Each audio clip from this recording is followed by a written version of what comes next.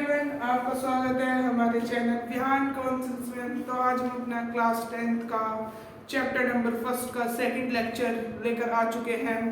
First lecture में हमने अपने 4 क्वेश्चंस डिस्कस करे थे, जिसमें हमने एलसीएम एचसीएफ के बारे में, उसका एक फॉर्मूला था LCM HCF is equals to product of two numbers. इन दो फॉर्मूलों के बारे में हमने इसमें बात किया था, ठीक है जी। तो आज हमारा जो सेकंड लेक्चर है वो हमारा सेकंड लेक्चर है वर्ड प्रॉब्लम का लेक्चर बताया था। तो ये हमारा वर्ड प्रॉब्लम का ही लेक्चर है और बोर्ड एग्जाम में सीबीएसई बोर्ड में लग जाता है वर्ड प्रॉब्लम का एक क्वेश्चन 2 से 2 नंबर के करीब। यूपी बोर्ड में भी लग जाता है, ऐसी बात नहीं है, ठीक है जी। तो अब हम अपने स्टार्ट करते हैं अपना क्वेश्चन नंबर 5। 4 क्वेश्चन कराए थे मैंने पिछले लेक्चर में और कुछ क्वेश्चंस में एनसीईआरटी में से होमवर्क दिया था। आई होप आपने वो होमवर्क किया होगा। जिसने नहीं किया आप जाके हमारे पिछले लेक्चर में जो होमवर्क का छोड़ रखा है आप वो जाके कवर कर लेना, ठीक है जी। तो अब हम क्या कर रहे हैं, अपना क्वेश्चन नंबर 5 स्टार्ट करते हैं। क्वेश्चन नंबर 5 है हमारा check whether 6/n can end with 0। मतलब इस क्वेश्चन में सिंपल सी एक बात बोली गई है कि एक मतलब कि नेचुरल नंबर है, इसने बोला कि ये 5 या 0 पे इन दो सिचुएशंस पे एंड होगा या नहीं होगा। तो इसमें बस हमें ये प्रूफ करके बताना है। वैसे ये आता है ज्यादातर सीबीएसई बोर्ड में, यूपी बोर्ड में इसके चांसेस कम होते हैं आने के, ठीक है जी। तो यही मुझे आपको अब क्वेश्चन को स्टार्ट करते हैं, यही बताना था ज्यादा जो मुझे बताना था सुनना। अब हम क्वेश्चन को स्टार्ट करते हैं, कॉपी पेन से निकाल के बैठे जल्दी तुरंत।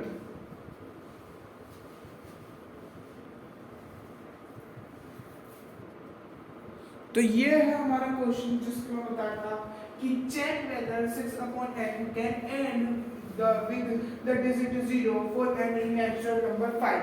क्वेश्चंस में पूछा गया है कि जो ये वाला नंबर है, ये वाला जो नंबर है 6/n, क्या ये 0 या 5 पर एंड हो सकता है, या तो 0 पर एंड हो जाए या इसका 5 पर।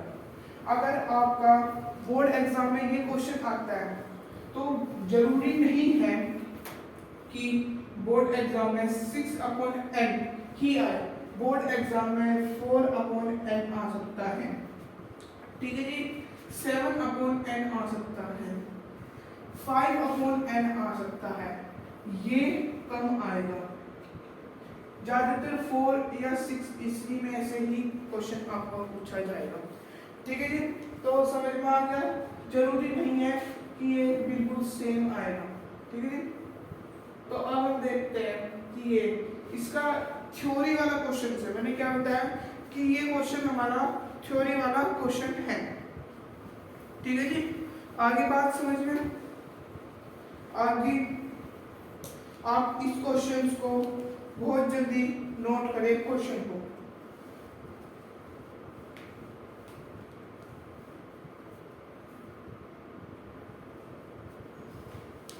क्वेश्चन नोट कर लिया होगा आपने।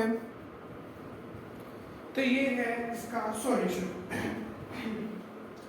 हर n is a natural number. इन्होंने क्या किया, जो ये हमारा n है इसे इन्होंने नेचुरल नंबर मान लिया, यानी लेट कर लिया।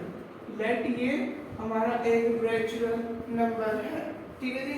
हर n is a natural number and let's questions में बताया गया है, नहीं लेट नहीं करा, क्वेश्चंस में बताया गया है कि n एक नेचुरल नंबर है, यानी ये वाला जो n है ना, ये जो बॉक्स में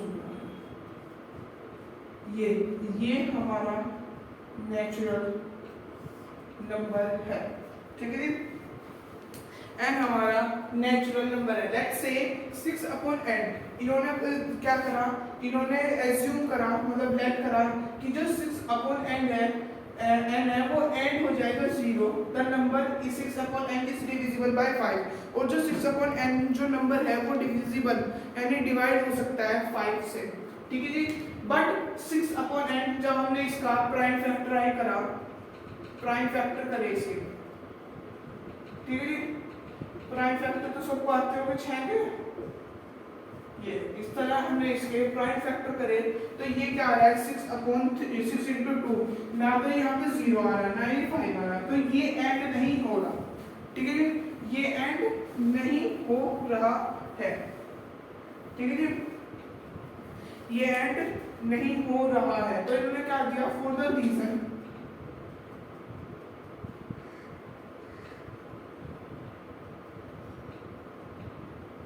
ठीक है जी, for the reason, for this reason, mark कर दीजिएगा, for this reason only prime number 2 and 3, जो ये बस सिर्फ ओनली इसी के ही 6/n के ही प्राइम नंबर है, 2 and 3, 6/n, 2 and 3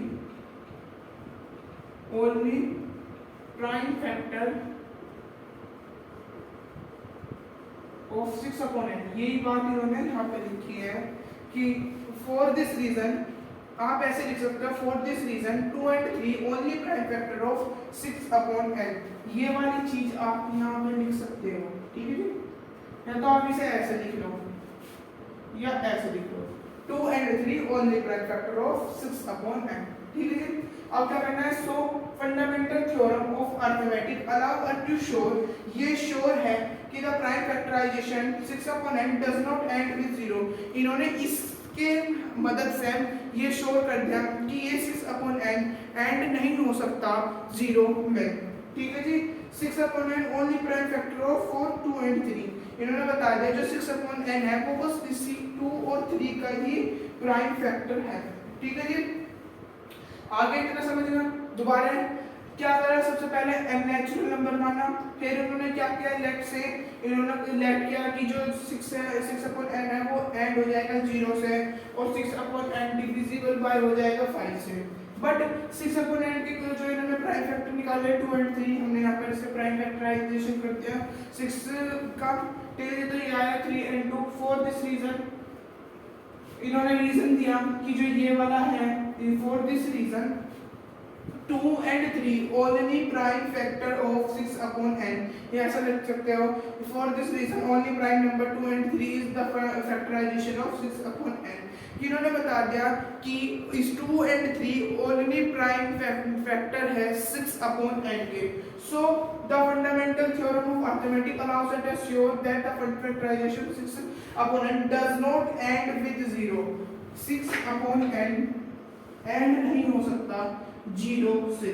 ठीक है जी, 6/n only factor of 4, 2 into 3। I hope आपको ये क्वेश्चन समझ में आया होगा, समझ में आ गया होगा जरूर। अगर नहीं आया तो इस क्वेश्चन को दोबारा पढ़ना, सीधा सीधा जो क्वेश्चन भाई क्या बोला, पहले नेचुरल नंबर मान लें इसको, फिर इन्होंने क्या एज्यूम करा कि भाई ये 0 और 5 से डिविजिबल बाय हो सकता है, 0 बैंड हो सकता है, 5 पर डिविजिबल बाय। इन्होंने इसके प्राइम फैक्टर करके दिखा दिए, प्राइम फैक्टर में भाई नहीं हो रहा, 2 और 3 आ रहा, तो इन्होंने रीजन दे दिया कि 2 और 3 ओनली प्राइम फैक्टर है अब 6/n का। ठीक है जी, so the fundamental theorem of arithmetic allow to show the, ये शो हो चुके इस स्टेटमेंट से कि 6/n एंड नहीं हो सकता 0 पर। ठीक है जी, और ओनली प्राइम फैक्टर ऑफ 4, इसके ओनली प्राइम फैक्टर है 2 into 3n है। ठीक है जी, तो इस क्वेश्चन को नोट डाउन कर लीजिए आप। ठीक है जी, इस क्वेश्चन को नोट डाउन कीजिए और फिर हम अपने नेक्स्ट क्वेश्चन पे चलते हैं। एक बात और बता दो, जब हमारा चैप्टर खत्म हो जाएगा, चैप्टर खत्म होने के बाद, मार्कर लिख गया है, चैप्टर खत्म होने के बाद टॉप क्वेश्चंस करेंगे हम। ठीक है जी, चैप्टर नंबर 1 के 25 से 26 क्वेश्चन हम इसके करेंगे। ठीक है जी, तो उसमें ये क्वेश्चन हो सकता है। ठीक है जी, अगर बढ़िया है तो ये क्वेश्चन होगा। ठीक है जी, बढ़िया ये क्वेश्चन मैंने बताया था, सीबीएसई में ही पूछ लेते हैं क्वेश्चंस को, तो इस क्वेश्चंस को अच्छे से करना, क्योंकि उसमें जब मैं अगर टॉप में क्वेश्चंस में क्वेश्चन आया तो मैं इस क्वेश्चंस को नहीं कराने हूँ, क्योंकि मैंने क्लास में क्वेश्चंस करा दिया है, ये क्वेश्चन आपको उसमें होमवर्क में जाएगा। ठीक है जी, आगे क्वेश्चंस को ध्यान से समझना, क्वेश्चंस को जल्दी से आप इसे नोट डाउन कीजिए, जल्दी से नोट डाउन कीजिए।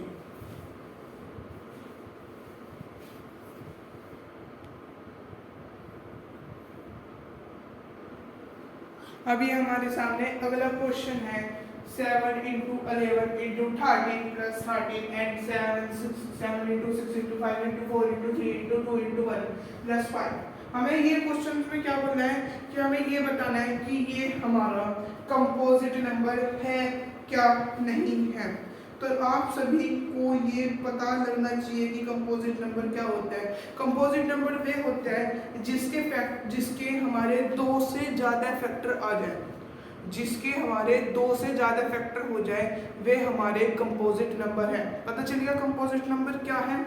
तो अब आपको पता होगा क्या होगा कि कंपोजिट नंबर क्या होते हैं, जिसके दो से ज़्यादा फैक्टर हो, यानी जैसे ऐसा 2 × 3 × 4, यो हमारा कंपोजिट नंबर है। ठीक है जी, कंपोजिट नंबर। ठीक है जी, तो ये हमारा एक कंपोजिट नंबर है। ठीक है जी, तो अब आप मुझे इसका बता सकते हो कि इसका कंपोजिट नंबर है या ये नहीं है। ठीक है, तो इसके करने का एक सबसे पहले आपको एक रूल बताता हूँ। सिंपल सा रूल है और बहुत अच्छा रूल है, समझ में आएगा। ठीक है, सॉल्यूशन। ठीक है जी, आप पहले एक तरफ लिखते हैं 7 11 13 + 13। ठीक है जी, आप एक तरफ लिखते हैं 7 6 5 4 3 2 1 + 5। ठीक है, तो ये है लिख दिया हमने एक तरफ। ये अभी हम चाहो तो आप इसके बीच में एक लाइन खींच सकते हो, लाइन को मार्जिन कर सकते हो। ठीक है जी, तो अब इसमें आपको क्या कॉमन दिख रहा, 13 और 13, 13 और 13 कॉमन दिख रहा, तो 13 और 13 को हम बाहर निकाल देंगे। भाई यहाँ से 13 गया 1 बच गया, यहाँ से 13 गया 1 बच गया, निकाल दें। चलो अब क्या करेंगे, अब हम इनकी मल्टीप्लाई कर देंगे। 77 + 1। अब क्या करेंगे, आगे समझे क्या बात आपके इतनी आ चुकी है समझ में।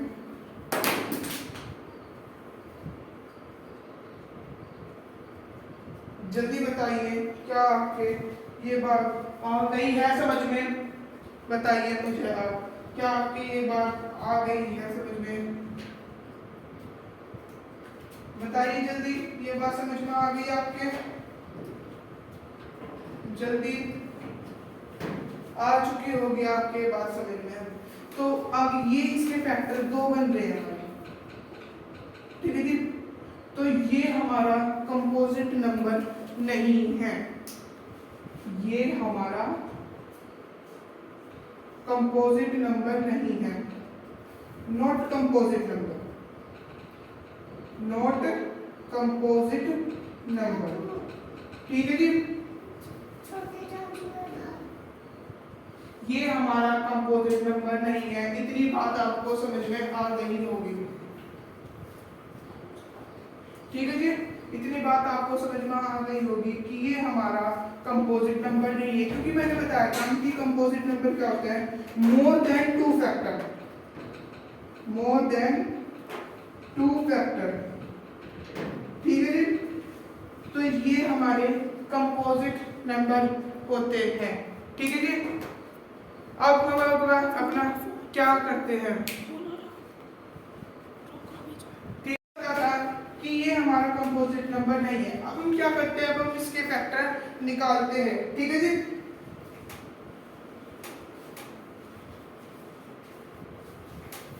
ठीक है जी, तो अब हम इसके फैक्टर निकालते हैं। तो इसमें से क्या कॉमन है, 5 है और इसमें से 5 है। ठीक है जी, तो 7 सॉरी तो 5 को बाहर निकाल देंगे, 7 6 1 4 3 2 1 + 1। ठीक है जी, तो इसमें से हमने अपना 5 को बाहर निकाल चुके हैं। ठीक है जी, तो अब हम 5 को बाहर निकाल चुके हैं, तो अब हम इतने की मल्टीप्लाई करेंगे, 30 की मल्टीप्लाई करके क्या आएगा। ठीक है जी, तो मल्टीप्लाई करते हैं 7 6, अब 3 2 6। ठीक है जी, और 4 5 24 6 24, तो ये सब आएगा 24 + 1। ठीक है जी, अब ठीक है जी, अभी आया 7 7 7 8 7 5 35 7 6 42 प्लस इंटू 24 + 1। अब मुझे बताइए आप इसकी मल्टीप्लाई कर क्या आएगा, बताइए जल्दी। ये मल्टीप्लाई करके 5 0 1 0 0 9 इसकी मल्टीप्लाई करके ये आ चुका है। ठीक है जी, तो अब हमें पता चल गया ये भी 2 है, तो ये भी हमारा कंपोजिट नंबर नहीं है, तो नॉट कंपोजिट नंबर। अब हमें पता चल गया ये भी कंपोजिट नंबर नहीं है, ये भी कंपोजिट नंबर नहीं है। कुल मिलाकर सारी बात क्या आई है कि ये जो हमारी कंडीशन है, ये is not a composite number. ठीक है जी, क्योंकि ये हमारा क्या कह रहा है, ना तो इसके, सुनो मेरी बात सुनो, देखो, ना तो इसके 3 फैक्टर बन रहे, ना इसके 3 फैक्टर बन रहे, और हमें क्या चाहिए थे, मैक्सिमम मोर देन 2 से ज्यादा है, 2 से ज्यादा में फैक्टर चाहिए थे, तो ये कंपोजिट नंबर नहीं है कहीं से भी। ठीक है जी, तो हम कह सकते हैं कि ये वाली इक्वेशन हमारी कंपोजिट नंबर नहीं है। ठीक है जी, आगे आपको, अब हम अगले क्वेश्चंस पे चलते हैं अपने। ठीक है जी, तो हमारा नेक्स्ट क्वेश्चन है वर्ड प्रॉब्लम का क्वेश्चन। ठीक है जी, तो आप जल्दी इस वर्ड प्रॉब्लम को पढ़िए। ओके, पढ़ो बहुत जल्दी। तो अब हमारी एक नेक्स्ट है इसमें वर्ड प्रॉब्लम है, there is a circular path around a sport field, Sonia takes 18 minute to drive 1 round. मतलब कि सोनिया एक पार्क के 18 मिनट में एक चक्कर लगा रही है। मान के चलिए एक गोल पार्क है, ये एक पार्क है। ठीक है जी, इसमें सोनिया, यहाँ से सोनिया चली और यहाँ से यहाँ आने लो, उन्हें 18 मिनट ली। ठीक है जी, यहाँ से यहाँ लो आने लो, उसने हमारे 18 मिनट किए। ठीक है जी, will Ravi take 12 minute for same. इसी ग्राउंड में रवि ने भी यहाँ से शुरुआत करी और चला, और रवि ने इसके लिए क्या लिए 12 मिनट। ठीक है जी, तो इसके लिए इन्होंने क्या लिए 12 मिनट लिए। Suppose they both start at the same point, direction of the minutes they meet again a starting point. ठीक है जी, तो मतलब इन्होंने पूछा है कि इन दोनों ने जहां से स्टार्टिंग पॉइंट करा और जहां पर एंड करा, वहां के लिए इन्होंने कितने मिनट की कवरिंग करी होगी। तो क्वेश्चन में पता है हमें क्या दे रखा है, 12 मिनट दे रखी है, 12 मिनट एंड 18 मिनट ये हमारी इन्होंने इसमें दे रखी है। आज सिंपल से आपको बात बताऊं, वर्ड प्रॉब्लम में अगर आपको ऐसा दे रखा हो, कभी भी अगर बोर्ड के क्वेश्चंस में ही ऐसी वर्ड प्रॉब्लम आ जाए, तो आप इसमें कैसे इसे हैंडल करोगे। सिंपल सा है, इसके आप एलसीएम कर देना, बस 12 और 18 का एलसीएम कर देना। ठीक है जी, ये हमारा इसका एलसीएम हो रहा है, सॉरी 3 से डिवाइड हो जाएगा। ठीक है जी, तो इसका एलसीएम करके हमारा ये आया, आ गया 12 और 18 का एलसीएम क्या आया, 2 2 3 और 3, 4 4 जा 4 2 2 जा 4 और 3 3 जा 9 9 4 जा 36। तो 36 मिनट में इन्होंने ये हमारा कंप्लीट करा, यानी इन्होंने 36 मिनट में दोनों ने एक पार्क का राउंड कंप्लीट कर दिया है। ठीक है, वर्ड प्रॉब्लम समझ में आई, बस इतना इजी था। ऊपर मैंने क्वेश्चन नहीं डाला, क्वेश्चन थोड़ा लेंथी था कि अब हम क्वेश्चन डालते, तो आपको क्वेश्चन करना, फिर ऐसे लिखना 12 मिनट एंड 18 मिनट, ऐसे इसके पेपर में आए तो इसके ऐसे एलसीएम करके आप दिखाना। ठीक है जी, और फिर यहाँ इसका ये कर देना, और यहाँ पर इसका क्या कहते हैं, अगेन पॉइंट लिख देना, अगेन पॉइंट, एक अगेन पॉइंट।